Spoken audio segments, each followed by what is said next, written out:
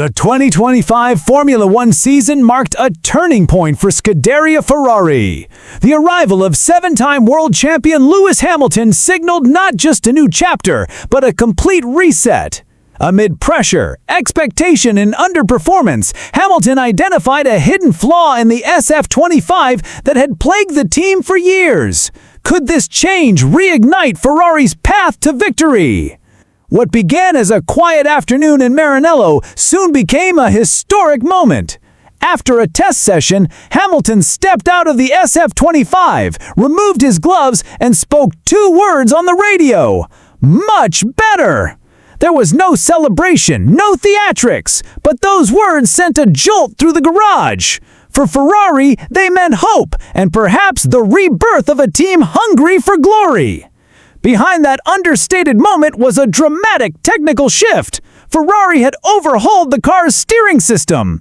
But it wasn't just a mechanical adjustment, but a philosophical reckoning. Hamilton's feedback exposed a deep-rooted compromise that had shaped the SF25's character, one that only a driver of his experience could unravel.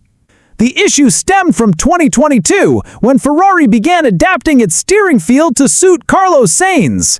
Known for his calm, precise cornering style, Sainz preferred a stable, subdued front end.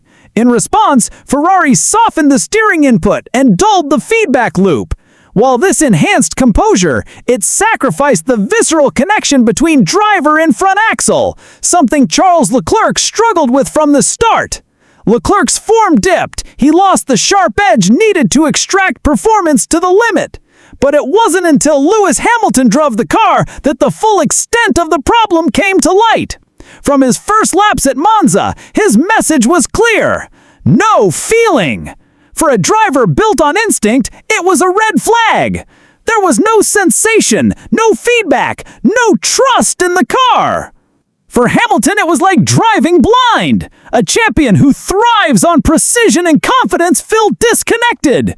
Ferrari had engineered a car around comfort, but at the cost of control. And when Lewis speaks, Ferrari listens. The issue's car was clear. 3 years of development had centered around Sainz's driving style. For Hamilton, the car was unresponsive, dulled by a setup that no longer served performance at the limit. Changing that direction wasn't simple. Any tweak risked destabilizing the car's chassis balance and introducing new issues. But the telemetry didn't lie. Hamilton's data showed earlier braking, hesitation on throttle, and more mid-corner corrections, symptoms of a driver lacking confidence. It was a crisis Ferrari couldn't ignore. Hamilton laid out his demands: a more linear steering response, faster hydraulic feedback, and a torque curve that built predictably.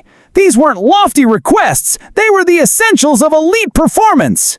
Behind closed doors, Ferrari's engineers got to work. They re-engineered the steering rack, refined suspension bushings, and eliminated play in the dampers. The boldest move? Rewriting the SF25's electronic steering override, using data from Hamilton's years at Mercedes.